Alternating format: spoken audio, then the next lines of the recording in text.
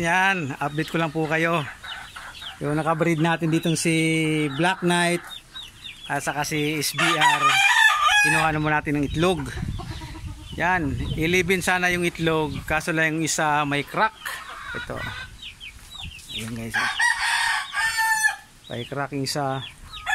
Siyam na lang. Saka yung isa, medyo hindi na pwedeng pinakauna yon. Pinakaunang kong initlog. Tapos naglilimlim si Abuhin. Pero wala naman yan, sinama natin na tandang.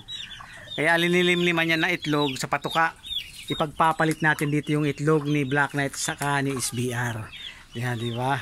Subukan natin. Sabi nga, kung may mapisa, pasalamat tayo. Kung wala, pasalamat pa rin tayo, di ba? Sumubok lang tayo yan. Hinabas muna natin kasi hindi ko makukuha yung mga itlog kung hindi natin ilalabas. Ayan o. Kung hindi natin ilalabas si Black Knight. Ayan o. Diba?